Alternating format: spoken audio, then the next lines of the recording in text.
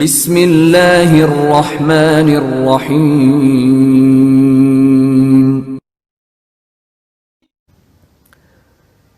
ایک اور بات یہاں پتہ چلی کہ یہ بھی تھوڑا حیا کے خلاف مسئلہ ہے، لیکن آج کی نئی نوجوان نسل جو ہے اس میں بہت زیادہ مبتلا ہو رہی ہے، جس کو اورل سیکس کہا جاتا ہے۔ اور میں نے جیسے عرض کیا کہ شرعی مسائل میں چاہیے اور اس کو بیان کرنا یہ ہماری ذمہ داری ہے۔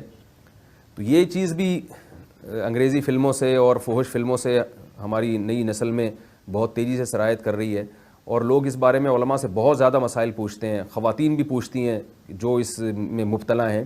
تو اس کا بھی مسئلہ یاد رکھیں کہ اللہ تعالیٰ نے حالت حیض میں زوجہ سے ہم بستری کو حرام قرار دیا کیونکہ اس میں گندگی ہے۔ باپ دیکھیں کہ وہ گندگی اس درجے کی نہیں ہے جتنی اورل سیکس میں گندگی ہوتی ہے۔ اگر اس میں ڈسچارج ہو جائے بندہ، انسان جو ہم بستری کرنے والا ہے زوجہ سے، وہ منہ میں ڈسچارج ہو جائے، تو آپ سوچیں کہ اللہ تعالیٰ شرمگاہ کو گندگی سے بچا رہے ہیں، جس کی وجہ سے حیض کی حالت میں ہم بستری کو حرام قرار دیا۔ تو منہ جس سے انسان کھانا کھاتا ہے، جس سے کلمہ پڑھتا ہے، اور جو انسان کے جسم میں سب سے اشرف عضو ہے، سب سے زیادہ معزز اور مکرم عضو ہے، اس میں ایسی گندگی کو ڈالنا کہاں سے جائز ہو سکتا ہے، کہاں سے حلال ہو سکتا ہے؟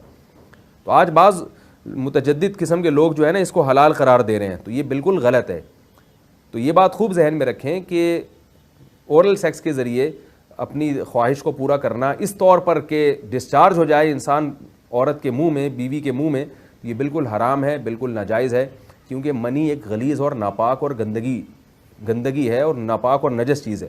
بعض حضرات یہ کہتے ہیں کہ منی پاک ہے، مگر یاد رکھیں منی کے پاک ہونے کے دلائل مضبوط نہیں ہیں، منی کے ناپاک ہونے کے دلائل بہت مضبوط ہیں۔ سب سے پہلی دلیل قرآن مجید میں آتا ہے الم نخلقکم من ماء مہین، ہم نے تمہیں غلیظ اور پلید پانی سے پیدا کیا، ذلیل پانی سے پیدا کیا ہے۔ تو اس میں بھی اشارہ ہے کہ منی ناپاک چیز ہے۔ دوسری بات یہ کہ حدیث میں آتا ہے کہ کنت افرک المنی من ثوب رسول اللہ صلی اللہ علیہ وسلم ثم یصلی فیہ۔ حضرت عائشہ رضی اللہ تعالیٰ عنہ فرماتی ہیں کہ رسول اللہ صلی اللہ علیہ وسلم کے کپڑوں پر اگر منی لگی ہوتی تھی، صحیح بخاری کی حدیث ہے، میں اس کو کھرچ کے صاف کرتی تھی، پھر آپ صلی اللہ علیہ وسلم اس میں نماز پڑھا کرتے تھے۔ اب بعض حضرات نے یہاں سے استدلال کیا ہے کہ منی اگر ناپاک ہوتی تو حضرت عائشہ اس کو دھوتی، کھرچ کے صاف کرنا اس کی علامت ہے کہ منی پاک ہے، لیکن یہ بات غلط ہے۔ اگر منی پاک ہوتی تو حضرت عائشہ کو کھرچنے کی ضرورت نہیں تھی۔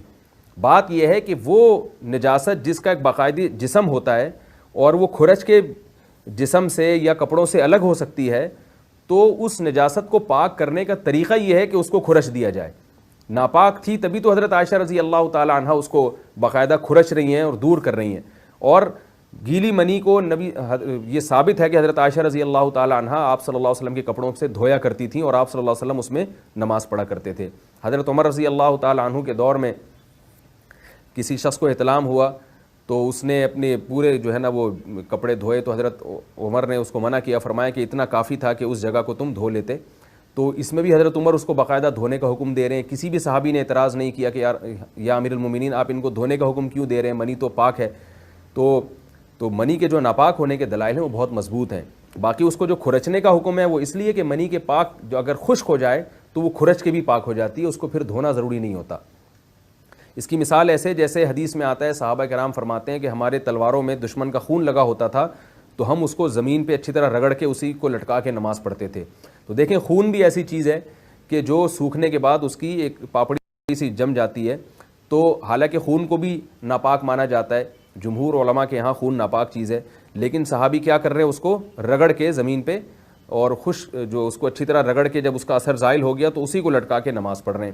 تو جیسے خون ناپاک ہونے کے باوجود رگڑنے سے پاک ہو جاتا ہے، اگر کسی ایسی چیز پہ لگا ہو جو لوہے یا ایسی سخت چیز پہ، تو ایسے ہی منی اگر کپڑوں پہ لگی ہو، خشک ہو جائے تو اس کو اچھی طرح جب کھرچ دیا جائے تو وہ پاک ہو جاتی ہے۔ لیکن اس سے یہ ثابت نہیں ہوتا کہ منی پہلے سے ہی پاک ہے۔ ایک اور دلیل منی کے ناپاک ہونے کی یہ ہے کہ جو مدی ہے، ٹرانسپیرنٹ پانی جو مرد کے جسم سے نکلتا ہے، وہ اگر جسم سے نکل جائے تو وضو فرض ہو جاتا ہے، اور منی نکل جائے تو غسل فرض ہوتا ہے۔ اب یہ کیسی بات ہے کہ مدی کے نکلنے سے جس سے وضو فرض ہو رہا ہے وہ تو ناپاک ہے، اور منی نکلنے سے جب غسل فرض ہو رہا ہے بڑی والی طہارت، تو اس کو ہم پاک قرار دیں۔ اس لیے امام ابو حنیفہ رحمہ اللہ تعالیٰ کا مذہب منی کے بارے میں کہ یہ نجاست غلیظہ ہے، اور امام مالک کا بھی یہی مذہب ہے، یہ مذہب بہت دلائل کے لحاظ سے قوی ہے۔ تو اس لیے عورت کے منہ میں ڈسچارج ہونا یہ بالکل حرام ہے, ناجائز ہے, گندگی ہے, اسلام میں اس کی قطعاً اجازت نہیں ہے. اور اگر ان ائمہ کا مذہب لیا جائے جو منی کو پاک سمجھتے ہیں, اس لیے میں یہ عرض کر رہا ہوں کہ بعض حضرات نے اس پہ فتویٰ دیا ہے کہ یہ چونکہ پاک ہے لہذا اگر یعنی کوئی شخص منہ میں بھی ڈسچارج ہو جائے تو یہ بھی جائز ہے. یہ 100% غلط فتویٰ ہے, اس لیے کہ جو حضرات اس کو پاک کہتے ہیں وہ بھی اس کو خبائث میں داخل کرتے ہیں, حرام چیزوں میں داخل کرتے ہیں. اس کا کھانا یا اس کا منہ میں ڈالنا وہ بھی جائز نہیں کہتے, تو اس لحاظ سے بھی یہ ناجائز ہے اور بہت ساری بیماریوں کا ذریعہ بھی ہے. دوسرا مسئلہ یہ ہے کہ اگر کوئی ڈسچارج نہیں ہوتا اورل سیکس کے ذریعے تو اس کا شرعی حکم کیا ہے؟ تو اس کا حکم یہ ہے کہ یہ انتہائی سخت درجے کا مکروہ ہے, ناپسندیدہ عمل ہے, اور اس کے سخت درجے کے مکروہ اور حرام نہیں ہے لیکن بہت زیادہ ناپسندیدہ اور شریعت کے مزاج کے بالکل خلاف ہے, اور اسلامی کلچر میں اس کا کوئی تصور نہیں تھا. یہی وجہ ہے کہ فقہائے کرام کے ہاں اس چیز کا تذکرہ بہت ہی محدود پیمانے پر ملتا ہے. یہ اس کی علامت ہے کہ مسلمان معاشرہ اس چیز سے بالکل بھی واقف نہیں تھا کہ یہ کیا ہوتا ہے. تو یہ چیز غیروں سے آئی ہے, غیر مسلموں سے ہمارے معاشرے میں جو ان کی موویز دیکھ دیکھ کے, فحش فلمیں دیکھ دیکھ کے نوجوانوں میں اس چیز نے سرایت کیا, ورنہ یہ انسان طبی طور پر اس عمل سے بہت زیادہ نفرت کرتا ہے. کوئی بھی شریف الطبع آدمی ذہنی طور پر اس کے لیے تیار نہیں ہوگا. تو میں پھر بھی یہ کہہ رہا ہوں کہ بہرحال علماء اس کو ناجائز اور حرام نہیں سمجھتے, اس لیے کہ میاں بیوی ایک دوسرے سے جس طرح سے چاہیں استمتاع کر سکتے ہیں, لیکن سخت ناپسندیدہ بہرحال ہے اور مکروہ چیز ہے, اور اس قابل نہیں ہے کہ اس کی حوصلہ افزائی کی جائے. یہ اس کے بارے میں ہے کہ جب یعنی جو ہے وہ ادخال کیا جائے اس فم کے اندر, اس جو ہے مرد اس میں باقاعدہ جو ہے وہ تلذذ حاصل کرے. اگر ایسا نہ ہو بلکہ باہر سے ہی استمتاع کیا جائے, جیسے بعض جگہ ایسا ہوتا ہے کہ کیا نام ہے, عورت کو اس چیز سے گھن آتی ہے کہ وہ اپنے منہ میں اس گندگی کو لے کر جائے, تو پھر بعض شوہر زوجہ کو مجبور کرتے ہیں کسنگ وغیرہ پر, تو یہ کم درجے کی کراہت ہے. یعنی یہ بھی ناپسندیدہ تو ہے مگر یہ اس درجے کا مکروہ, اس درجے کا ناپسندیدہ نہیں ہے. دوسری بات یہ کہ یہ جو میں نے پوری ڈیٹیل بیان کی ہے یہ اس صورت میں ہے اس کے مکروہ اور ناپسندیدہ ہونا کہ عورت اس کے لیے ذہنی طور پر آمادہ ہو. یہ بات خوب یاد رکھیں, اگر عورت کو اس عمل سے گھن آتی ہے تو پھر مرد بیوی کو اس کام پر مجبور ہرگز نہیں کر سکتا, کیونکہ یہ نکاح کے جو ایگریمنٹ ہے, مقتضیات ہیں, اس کے خلاف ہے. یعنی یہ اس میں داخل نہیں ہے. عورت اپنے آپ کو ہم بستری سے تو نہیں روک سکتی, مرد جب چاہے گا بیوی سے ہم بستری کر سکتا ہے, عورت کو اجازت نہیں ہے, لیکن خاص اس عمل سے عورت مرد کو روک سکتی ہے اگر وہ ذہنی طور پر اس کے لیے آمادہ نہیں ہے.